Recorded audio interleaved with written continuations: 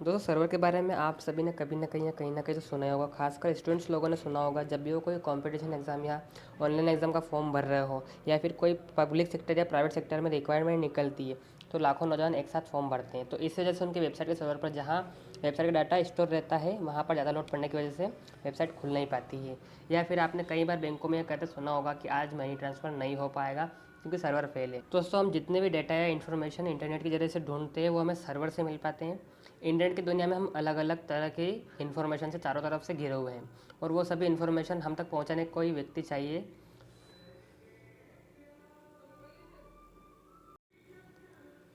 Internet की दुनिया में हम अलग अलग तरह की इन्फॉर्मेशन से चारों तरफ से घिरे हुए हैं और सभी इन्फॉर्मेशन हम तक पहुंचाने के लिए कोई तो चाहिए जो हमें दे सके। अब ये काम कोई इंसान तो कर नहीं सकता, इसलिए इस काम को करने के लिए एक मशीन का यूज़ किया गया है जिसमें सर्वर का प्रोग्राम लोड किया गया है। सर्वर के बारे में आप थोड़ा बहुत ज्ञान तो होगा, लेकिन अगर आपको इसके बारे में पूरी जानकारी चाहिए तो वीडियो आप एंड तक ज़रूर देखिएगा।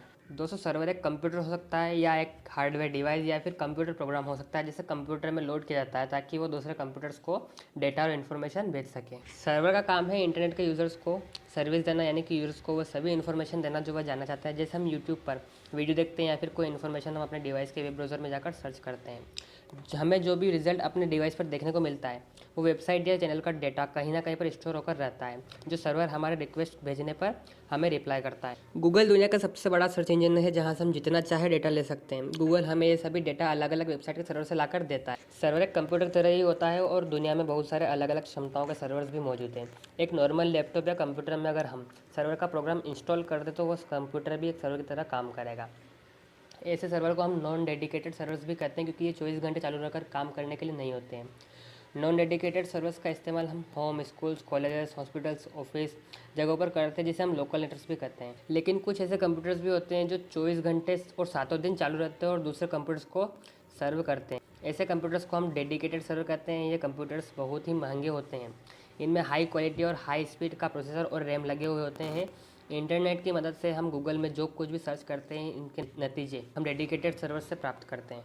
अब बात करते हैं कि जो सर्वर्स होते हैं काम कैसे करते हैं। तो जैसे कि मान लीजिए आपको यूट्यूब पर एक वीडियो देखना है तो आपने यूट्यूब के सर्च बॉक्स में उस वीडियो का नाम लिख दिया।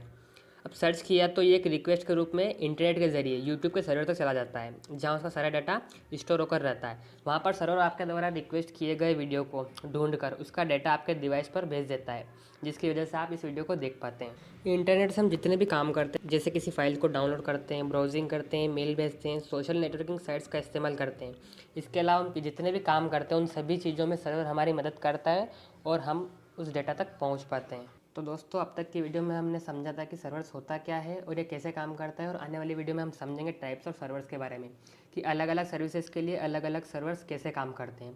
अगर वीडियो अच्छी लगी हो तो इसे लाइक और शेयर ज़रूर कीजिएगा और चैनल को सब्सक्राइब करना मत भूलिएगा।